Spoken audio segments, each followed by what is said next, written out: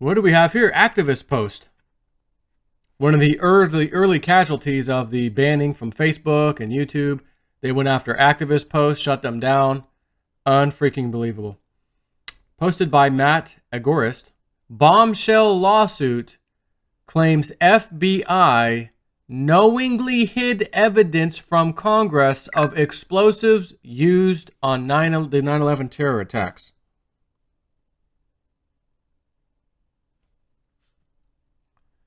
Hang on. All right. Where was I? Bombshell lawsuit claims FBI knowingly hid evidence from Congress of explosives used on 9/11. What is this? Now again, I'm not saying that the 9/11 event did not happen as we were properly told by the extreme authority source, mainstream media, and our beloved government. I'm just reading you an article that claims there is a lawsuit, which is true, it's a real lawsuit, that is claiming otherwise. And I'm going to read you the story.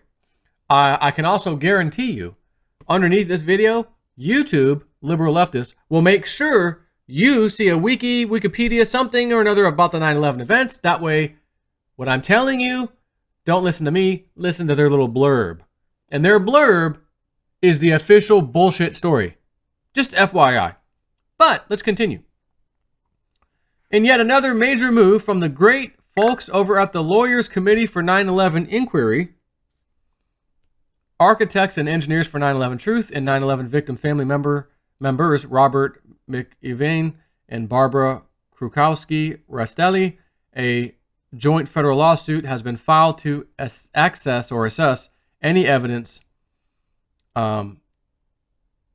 the FBI may have known about that contributed to the destruction of the towers on 9/11, which they may have kept from Congress. I'm just going to throw a conspiracy dart. I don't have a tinfoil hat in here, but I do have this old paperboy hat. I feel like I kind of look all right in that, don't I? I think I look okay in that. I'm going to say they're going to find thermite, something of that nature. You know, since that's what people actually found on the ground in a powdered form in little chips. Remember, they did some testing on that stuff and said when they hit it with the laser, it would explode. And they're like, what the hell? What is this? So they had to further check it out, and they determined that it was an explosive. So the complaint cites the failure of the FBI and its 9/11 Review Commission to assess key 9/11 related evidence that the FBI can be shown to have had or been aware of regarding the following 6 things. 1, the use of pre-placed explosives to destroy World Trade Center buildings 1, 2, and 7. They've included 7. Congratulations. Number 2, the arrest and investigation of the high fivers was what they were called. These groups of guys giving high fives, observed photographing and celebrating the attacks on the World Trade Center on 9/11, which again, those guys were put on a plane and flown back to Israel. And then went on a TV show and said, well, you guys saw it in person? Yeah, we were down there. Why were you guys there? We wanted to witness the event. Meaning you knew it was going to happen. Right. Number 3, terrorist financing related the reported Saudi support for the 9/11 hijackers. 4, recovered plane parts, including serial numbers from all 3 crash locations. 5, video from cameras mounted inside and outside the Pentagon. Not the 3 frames a second piece of trash. That's the best camera we got at the Pentagon. It's a 3 frame a second, camera. This is all you get to see. And number 6, cell phone communications from passengers aboard airplanes.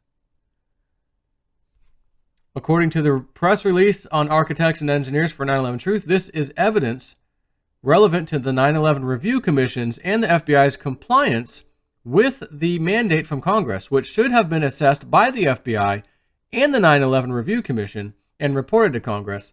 The complaint also cites the destruction by the FBI of evidence related to the high fivers. Architects and engineers for 9/11 Truth has joined in bringing the counts that involve the evidence of the World Trade Center's explosive demolition and evidence related to the high fivers. while the other plaintiffs are party to all counts. As TFTP previously reported, a monumental step forward in the relentless pursuit of 9/11 truth took place last December when a United States attorney agreed to comply with federal law requiring submission to a special grand jury of evidence that explosives were used to bring down the World Trade Centers. Then, earlier this month, the group behind the submission, the Lawyers Committee for 9/11 Inquiry, announced the filing of a petition supplement naming persons who may have information related to the use of said explosives. According to architects and engineers for 9/11 Truth, the 33-page document contains 15 different categories of persons who may have information material to the investigation, including contractors and security companies that had access to the World Trade Center towers before 9/11, persons and entities who benefited financially from the World Trade Center demolitions, and persons arrested after being observed celebrating the World Trade Center attacks. A names redacted version of the petition supplement was filed with the U.S. Attorney for the Southern District of New York on February 14, 2019, has been made available to the public. The unredacted version filed with the U.S. Attorney today will remain undisclosed in the interest of maintaining the secrecy, security, and integrity of the grand jury proceedings. As TFTP reported in December, for the first time since 9/11, the federal government is taking steps to hear evidence that explosives may have been used to destroy the World Trade Centers. The Lawyers Committee for 9/11 Inquiry successfully submitted a petition to the federal government demanding that the U.S. Attorney present to a special grand jury extensive evidence of yet-to-be-prosecuted federal crimes related to the destruction of 3 World Trade Center towers on 9/11, which is World Trade Center 1, 2, and 7, Building 7. After waiting months for the reply, the U.S. Attorney responded in a letter noting that they will comply with the law. Quote, "We have received and reviewed the Lawyers Committee for 9/11 Inquiry, Inc.'s submission of April 10th and July 30th, 2018. We will comply with the provisions of 18 U.S.C. 3332 as they relate to your submissions," end quote, U.S. Attorney Jeffrey Berman said. According to the petition, dozens of exhibits were presented as evidence that explosives were used to destroy all 3 World Trade Centers. The Lawyers Committee April 10th 52-page original petition was accompanied by 57 exhibits and presented extensive evidence that explosives were used to destroy 3 World Trade Center towers on 9/11.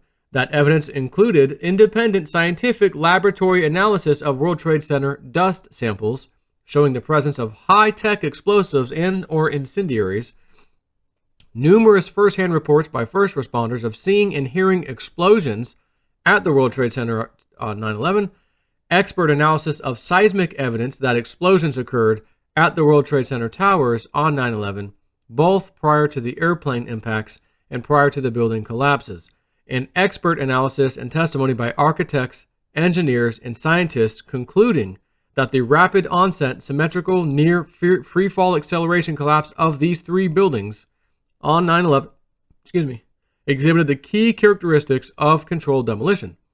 The July 30th amended petition included the same evidence, but also addressed several additional federal crimes beyond the federal bombing crime addressed in the original petition. The Lawyers Committee concluded that the petitions that explosives and incendiary devices that had been pre-placed at the World Trade Center were detonated, causing the complete collapse of the World Trade Center Twin Towers and Building 7 on 9/11, and the resulting tragic loss of life, and that the evidence permits no other conclusion as a matter of science, as a matter of logic, as a matter of law. This petition supplement is intended to assist the special grand jury by providing a roadmap for a meaningful investigation into the yet-to-be-prosecuted 9/11 World Trade Center crimes that the Lawyers Committee has reported and documented in our petitions, Attorney David Meiswinkle, president of the Lawyers Committee Board of Directors, said. Finally, after nearly 2 decades of ridicule, dismissal, and outright intolerance of information contrary to the official story of what happened on 9/11, the public may finally learn the truth of what happened and who was behind it. If you'd like to help finance this lawsuit moving forward, you can donate to the group here.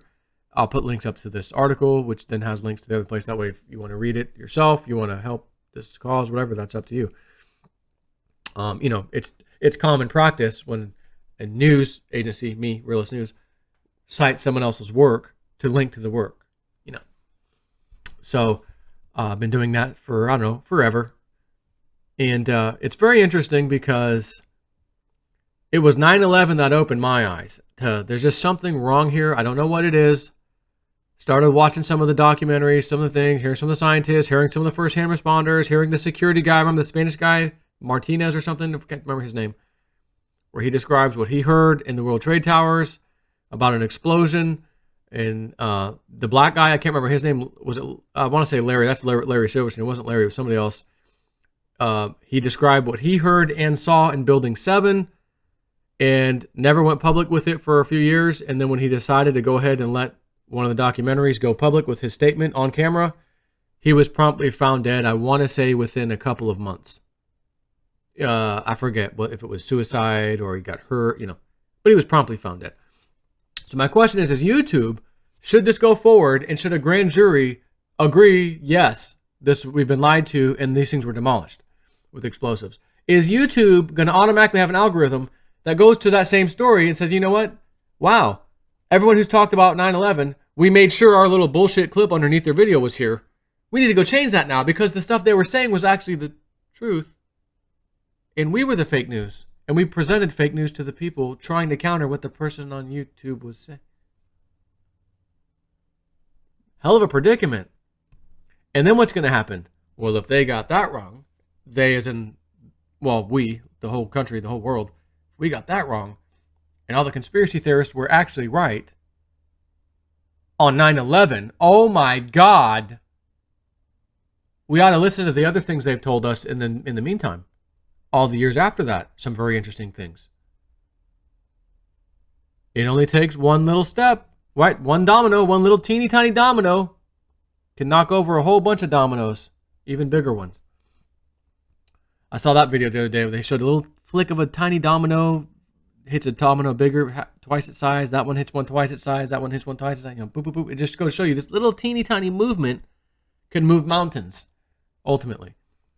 And I think that's what this is going to do. 9/11, honestly, is the key to all of this.